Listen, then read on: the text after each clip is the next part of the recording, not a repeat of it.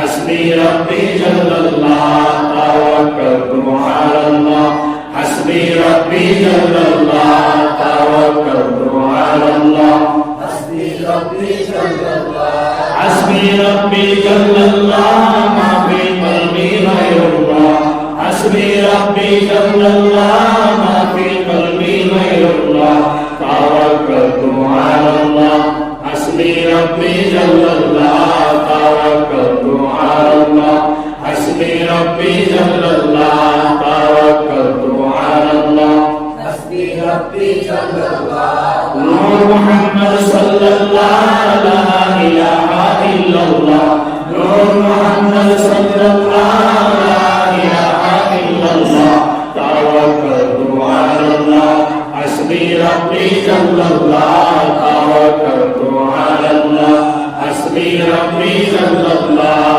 توكلت على الله حسبي ربي جل الله توكلت على الله حسبي ربي جل الله توكلت على الله حسبي ربي جل الله لا إله إلا الله أنت الهادي هو الله لا إله إلا الله أنت الهادي هو الله توكلت على الله حسبي ربي جل الله توكلت على الله حسبي ربي جل الله توكلت على الله حسبي ربي جل الله لا إله إلا الله جل شانه الله لا إله إلا الله جل شانه الله توكلت على الله حسبي ربي جل الله توكلت على الله حسبي ربي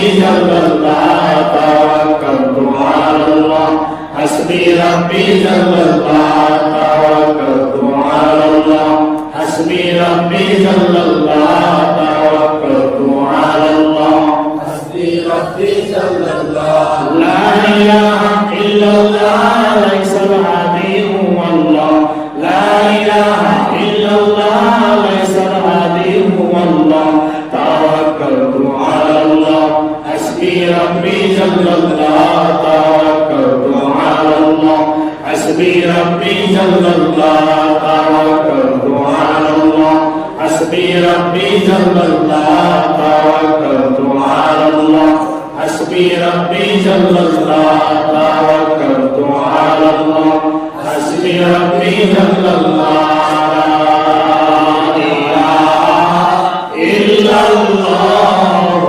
محمد رسول الله صلى الله عليه وسلم আলহামদুলিল্লাহ কত মজা লাগে জিকির করলে যদি আপনার ঈমান এতটুকু পরিমাণ থাকে এক একটা জিকির আপনার দিল তাজা হবে কলব জিন্দা হবে এই জন্য দিল খুলে জিকির করা উচিত মনোযোগ সহকারে জিকির করা উচিত আল্লাহকে যত ডাকবেন তত আপনার নেক আমল করার মজা পাবেন নেক আমল বেশি করতে মন চাবে সুবহানাল্লাহ আলহামদুলিল্লাহ লা ইলাহা ইল্লাল্লাহ সুবহানাল্লাহ আলহামদুলিল্লাহ লা ইলাহা ইল্লাল্লাহ লা ইলাহা ইল্লাল্লাহ মুহাম্মাদুর রাসূলুল্লাহ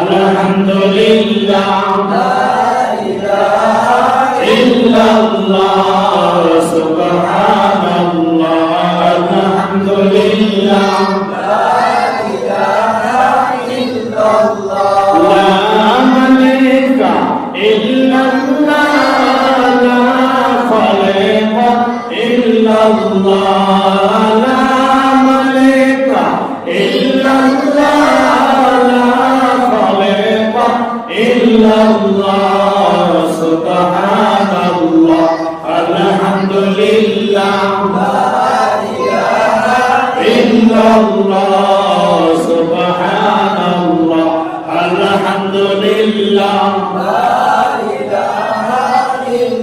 لا جاهر إلا الله لا باطن إلا الله لا جاهر إلا الله لا باطن إلا الله سبحان الله الحمد لله لا إله إلا الله سبحان الله الحمد لله لا إله إلا الله لا ستار إلا الله لا غفار إلا الله لا ستار إلا الله لا غفار إلا الله سبحان الله الحمد لله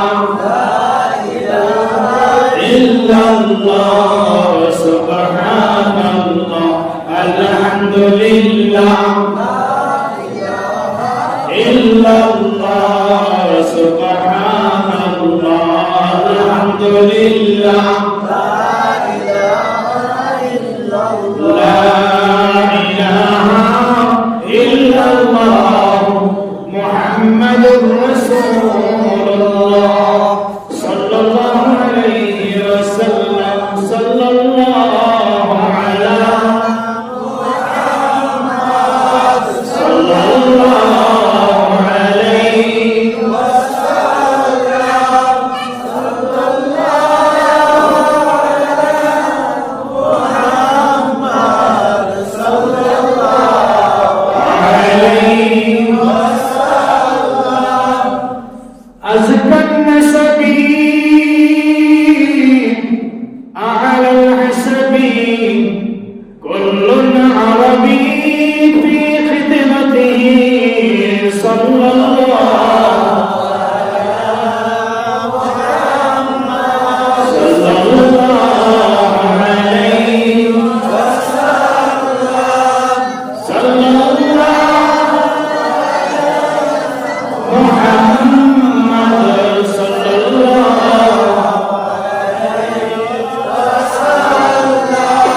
ومحمدنا هو سيدنا فالعز لنا لإجابته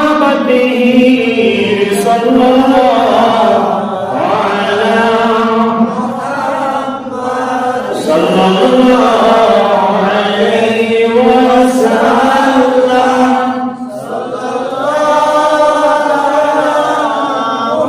محمد صلى الله عليه وسلم بكماله كشفت جاء بجماله حسنت جميع خصاله صلى عليه وآله لا إله إلا الله محمد رسول الله صلى الله عليه وسلم سبحان الحمد لله سبحان شكرا لله الله الحمد لله على كل حال সর্বদা আল্লাহ শুকরিয়া যে ব্যক্তি সবসময় আল্লাহ তাআলা শুকরিয়া আদায় করবে আল্লাহ পাক সর্বক্ষণের জন্য তাকে হেফাজতের দায়িত্ব দিয়ে দিলেন সুবহানাল্লাহ ও কঠিন বালা মুসিবত থেকে আল্লাহ পাক হেফাজত করবে আপনি ঘুম থেকে উঠে বলবেন আলহামদুলিল্লাহ খাবার শেষে বলবেন আলহামদুলিল্লাহ একটা ভালো কাজ করেছেন আলহামদুলিল্লাহ ভালো কথা বলেছেন আলহামদুলিল্লাহ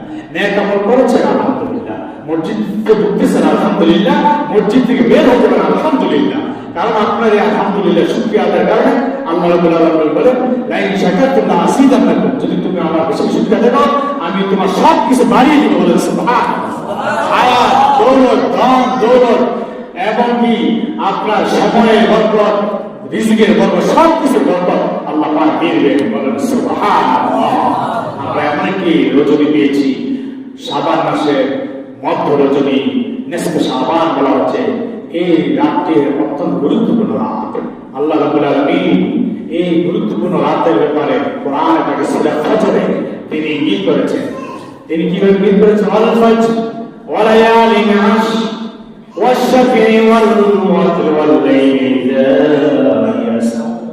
এইভাবে আল্লাহ তাআলা জানিয়ে দিয়েছেন কসমকে, ওয়াল ফজর, ফজরের কসম, ফজরের কসমকে আল্লাহ তাআলা বলতেছেন ওয়া লায়ালিন আশর, এবং 10 রাতের কসম। আগে ফজরের কসম করেছেন, তারপর 10 রাতের কসম করে আল্লাহ রাব্বুল আলামিন তিনি বলেন ওয়া লায়ালিন আশর ওয়াশ-শাফঈ ওয়াল ওয়াতর, বেজরের কসম, জোরের কসম, জোরের কসম, বেজরের কসম, পৃথিবীতে যত জোর আছে সমস্ত জোরের কসম। ওয়ালায়ালি ওয়াল ওয়াতর ওয়াশ-শাফঈ ওয়াল ওয়াতর, এমন যত বেজর আছে বেজরের কসম। ওয়াশ-শাফঈ ওয়াল ওয়াতর ওয়াল লাইলি ইযা ইয়াসর, এমন রাতের কসম যখন গভীর হয়ে যায়। এই যে আজকে আমরা একটা রাত্রি পাবো, যে রাত্রিটা আল্লাহ রাব্বুল আলামিন আমাদের জন্য অনেক দামি বানিয়ে দিয়েছেন।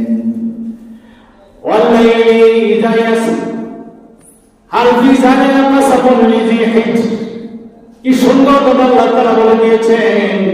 এই কসম করে আল্লাহ রাব্বুল আলামিন এই বিষয়গুলির মধ্যে অনেক গুরুত্ব দিয়ে দিয়েছেন। গুরুত্ব দিয়ে আমাদেরকে বোঝাচ্ছেন যে কোনো রাত্রি আসলে আল্লাহ তাআলার কাছে কিন্তু গুরুত্বপূর্ণ, কিন্তু বিশেষ বিশেষ এমন রাত্রি আল্লাহ তাআলা রেখেছেন যে রাত্রিগুলোতে আল্লাহ রাব্বুল আলামিন বান্দা বান্দীদের আমলগুলো বেশি পছন্দ করেন, বান্দা বান্দীদেরকে মাফ করার জন্য রেডি থাকেন। এই জন্যই আল্লাহ তাআলা আমাদেরকে অল্প হায়াত দিয়েও এমন ছোট ছোট রাত দিয়েছেন, যে রাতগুলিতে যদি আমরা বন্দী করি মাত্র 10 ঘন্টা, কোন সময় দেখা যায় 8 ঘন্টা, 8-10 ঘন্টা যদি আমরা বন্দী করি, এমন দেখা যায় 83 বছর ইবাদত করার সমান সওয়াব আল্লাহ লিখে দেন।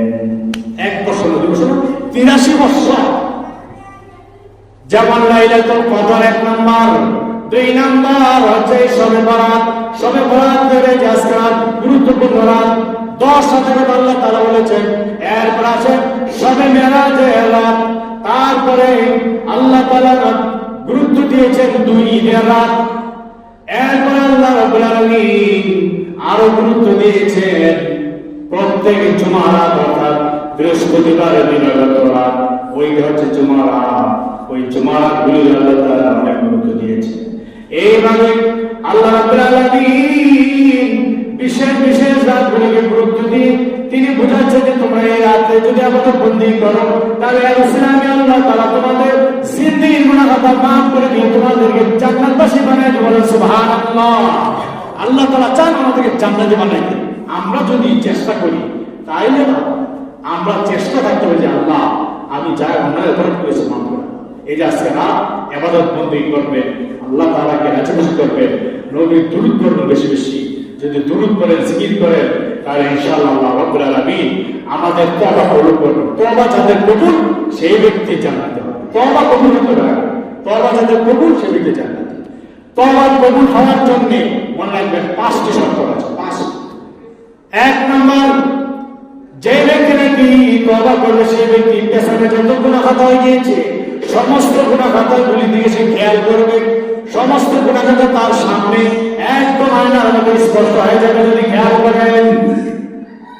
আল্লাহ রাব্বুল আলামিন দয়াবান মায়াবান, যে আল্লাহ তাআলা আমাদেরকে জান্নাতে বানাইয়া তারপরে দুনিয়া থেকে নিতে চান, ওই আল্লাহ রাব্বুল আলামিন দয়া করে মায়া করে আমাদের নেক আমলগুলি যদিও মনে না রাখান, কিন্তু আমাদের যত গুনাহের কাজগুলি আছে, বদ আমল আছে, ওই বদ আমলগুলি আল্লাহ তাআলা আমাদেরকে স্মরণে রেখে দিয়েছেন।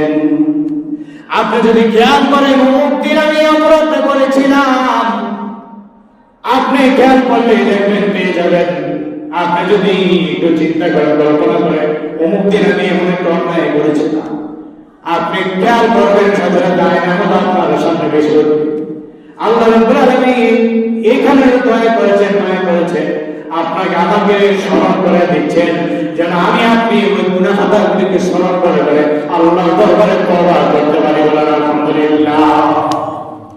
আল্লাহ রাব্বুল আলামিন কত দয়াবান মায়াবান, যদি আল্লাহ তাআলা আমার আপনার কবিরা গুনাহ জীবনে যতগুলো হয়ে গিয়েছে, একটা কবিরা গুনাহ যদি দেখি আমার আপনার দুনিয়ার মধ্যে প্রকাশ করে দিতেন, ওই কবিরা গুনাহ যেই নসিহত, কবিরা গুনাহর যেই পরিণতি, যে আযাব, এই আযাব যদি দুনিয়ায় প্রকাশ করে দিতেন, তাহলে দেখা যেত দুনিয়ার মানুষ জানতো এই গুনাহটার কারণে তাই আযাব। যেমন আমাদের নবীর অন্যান্য নবীদের আমলে যদি কেউ কবিরা গুনাহ করত, সাথে সাথে সকালবেলা উঠে তার চেহারা, তার আকার ফিরে দেখবে বোঝা যেত। যদি কেউ এমন কোন কবিরা গুনাহ করত যে পশুদের কাজ, তাহলে দেখা যেত সকালবেলা উঠার পরে তার হয়তো চেহারা আর না হয়তো গায়ের মধ্যে পশুর কোনো না কোনো চিহ্ন পাওয়া যেত। এমন দেখা গেছে বানানা আকৃতি সকালবেলা হয়ে গিয়েছে, এমন দেখা যাচ্ছে বিড়াল আকৃতি, কুকুর আকৃতি, প্লেন আকৃতি, এমন বিভিন্ন আকৃতি হয়ে গিয়েছে। আল্লাহ তাআলার নবী দুজাহানের বাসিন্দাদের কান্ডারে মায়ের নবী, দয়ার নবী মুহাম্মদ রাসূলুল্লাহ সাল্লাল্লাহু আলাইহি সাল্লাম আল্লাহ দরবারে দরখাস্ত করলেন, আল্লাহ তোমার তো একটা নাম আছে সাত্তার, সাত্তার নামের অর্থ হচ্ছে গোপনকারী, সবচেয়ে বেশি তুমি গোপন করতে পারো। আল্লাহ মেহেরবানি করে তোমার সাত্তার নামের ওসিলা তুমি আমার উম্মতের গুনাহ খাতাগুলো গোপনে রাখিও। হয়তো আমার উম্মত কোনো সময় ওই গুনাহগুলি মনে করে তোমার দরবারে তওবা করে ফেলবে, আল্লাহ তুমি মেহেরবানি করে তখন মাফ করে দিও। আল্লাহ তুমি গুনাহ খাতা প্রকাশ করিও না, যদি গুনাহ খাতা প্রকাশ করো আমার উম্মত এই দুনিয়ার মধ্যে লজ্জিত হবে, অপমানিত হবে। মাবুদ গো মেহেরবানি করে তুমি আমার উম্মতের গুনাহ খাতাগুলি গোপনে গোপনে রাখিও, তোমার সাত্তার আর ওসিলাটা আল্লাহ তুমি কাজে লাগাইও। সুবহানাল্লাহ। সাথে সাথে আল্লাহ কবুল করলেন। কোন গুনার কারণে আপনার আমার চেহারা বিকট হয়ে যায় না। আল্লাহ রাব্বুল আলামিন তিনি সাত্তার আর ওসিলায় যেভাবে গোপন রেখেছেন, আমরা যদি ওইভাবে গোপনে গোপনে আল্লাহর দরবারে ক্ষমা চাই। এখানে একটা শিক্ষণীয় বিষয় আছে। আপনি যদি কোনো একটা গুনাহ করে বসেন, কোন একটা গুনাহ করে বসেছেন, এইটা যদি আপনার সবচেয়ে কাছের লোক, বন্ধুর কাছে যদি আপনি বলে ফেলেন, তাহলে আপনি নিজের গুনাহ নিজে প্রকাশ করে ফেললেন। ওই গুনাহ মাফ হতে কবর আছে। আপনি আপনার স্ত্রীর কাছে বসে বসে শুয়ে আপনি আপনার পেছনের কৃতকর্ম, পেছনের বড় বড় গুনাহ খাতা আপনি বলে দিয়েছেন, তাহলে আপনি আপনার স্ত্রীকে আপনি সাক্ষী রাখলেন। গুনার সাক্ষী রাখবেন না, গুনাহ খাতার সাক্ষী রাখবেন না। যদি গুনাহ খাতা পড়াও বসেন, কাউকে বলবেন না, কিন্তু গোপনে গোপনে আল্লাহ তাআলাকে বলেন, আজকে এমন একটা রাত পেয়েছি, এই রাতে আমরা যদি আল্লাহ তাআলাকে বলি, আল্লাহ তোমার সাত্তার নামের ওসিলায় যেগুলো গোপন রেখেছো, তোমার গাফফার নামের ওসিলায় আল্লাহ তুমি ক্ষমা করে দাও, বলেন আমিন। সাথে সাথে আল্লাহ তাআলা ক্ষমা করে দিবেন। যদি দয়া পান আল্লাহকে পান, আপনি যদি আল্লাহকে দয়া লাগাইতে পারেন, মায়া লাগাইতে পারেন। এরপর আছেন সমস্ত গুনাহ খাতা। এক নম্বরে আপনি তওবার আগে সমস্ত গুনাহ খাতাগুলো আপনি স্মরণ করবেন। দুই নাম্বার, আপনার তওবা কবুল হওয়ার জন্য দুই নাম্বার শর্ত হচ্ছে আপনি যত গুনাহ খাতা করেছেন এগুলি থেকে খেয়াল করে করে আল্লাহ দরবারে লজ্জিত হবেন, অপমান বোধ করবেন। আল্লাহ যা অপরাধ করেছি এর চেয়ে লজ্জাস্কর কোনো অপরাধ নেই গো বাবা। দুনিয়ার মানুষ যদি জানতো সিসি করে বেড়াইতো গো বাবা, ঘরের লোক যদি জানতো ঘর থেকে বের করে দিত। যদি সমাজের লোক জানতো আমার গুনাহ খাতার খবর, তাহলে সমাজ থেকে আমাকে বয়কট করতো। আল্লাহ তুমি যেভাবে গোপন রেখেছো গো মাওলা, আমি অপমানে বোধ করতেছি, লজ্জিত হয় না মাওলা, অনুতপ্ত হলাম। মেহেরবানি করে মাওলা তুমি আমার অনুতপ্ত লজ্জাকে তুমি কবুল মঞ্জুর করে নাও। এইভাবে আপনি যদি লজ্জিত হয় আল্লাহর দরবারে তওবার দিকে এগোতে পারেন, তাহলে আপনার তওবা আল্লাহ তাআলা কবুল করে নেবেন। আলহামদুলিল্লাহ। দুই নাম্বার গেল, আপনি অপমান করবেন। মনে রাখবেন, যদি কেউ গুনাহ করলো, পাপ করলো, আর পাপ করে করে যদি সে বুক ফুলাইয়া যদি চলে, হ্যাঁ আমি এটা করে চাই পানি, যদি বুক ফুলায় সে যদি এমন বলে যায় পানি দেখছো না করে ফেলেছে, তাহলে মনে রাখবেন তার তওবা কবুল হবে না। লজ্জিত হতো, আল্লাহ যেটা কিছু অপমান করছে, আমি নিজে অপমানিত, এভাবে লজ্জিত হতো। আপনি গুনাহকে যদি গুনাহ মনে করেন তাহলে গুনাহ মাফ হবে, কিন্তু গুনাহকে যদি কেউ গুনাহ মনে করেন, যেমন নামাজ অনেকে পড়ে না ঠিক মতো, যদি মনে করেন নামাজ না করে ভুলছি কিছু হবে, যদি এমন মনে করেন গুনাহকে গুনাহ মনে করলো না, তাহলে সেই ব্যক্তি তওবা কবুল হবে না। আপনি সুদ পেতেছেন, যদি মনে করেন কি সেটা লাভ, এটা ব্যবসা, এটা ব্যবসা করতেছে, ব্যবসা যদি মনে করে গুনাহ কথা মনে না করেন, তাহলে আপনি কি হবে, আপনার এই আমল কবুল হবে না, আপনার গুনাহ মাফ হবে। যা অপরাধ অপরাধ মনে করতে হবে, তাহলে আপনার ঈমান আছে। যে ব্যক্তি লজ্জিত অপমান করে যদি নাকি আল্লাহর দরবার তওবা, আল্লাহ তাআলা কবুল করে নেবেন। এরপর 3 নাম্বার আসেন তওবা কবুলের শর্ত।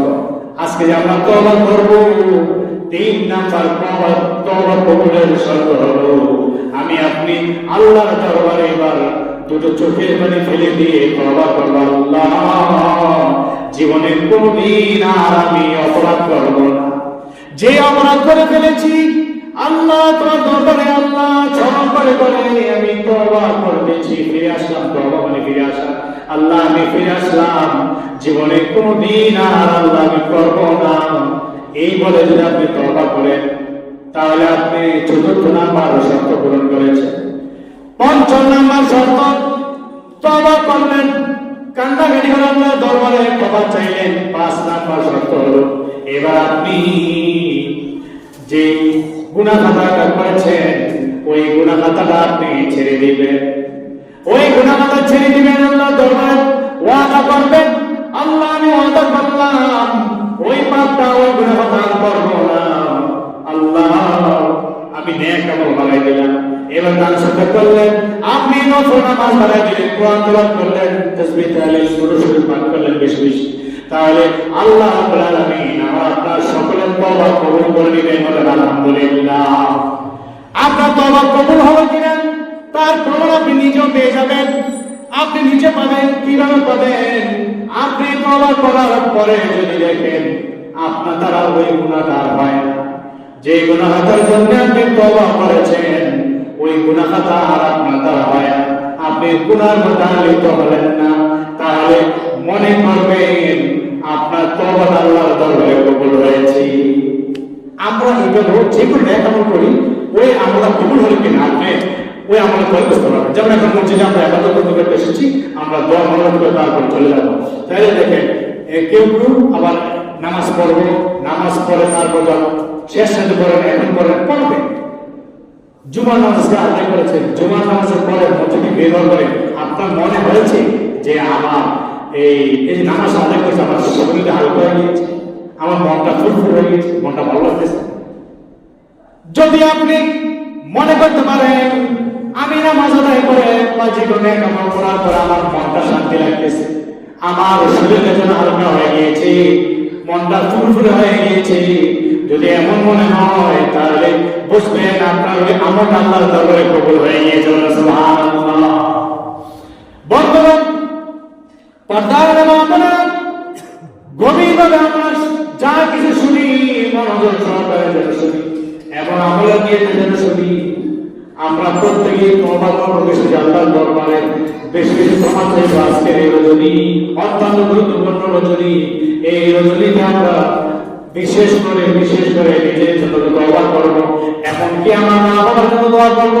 এই রাতে আল্লাহর নবী সাল্লাল্লাহু আলাইহি সাল্লাম তিনি মসজিদে মদিনার পাশে তিনি যে মাকবারা আছে, যে মাকবারা কবরস্থান, বিরাট এক কবরস্থান রয়েছে, ওখানে হাজার হাজার সাহাবীদের কবর রয়েছে।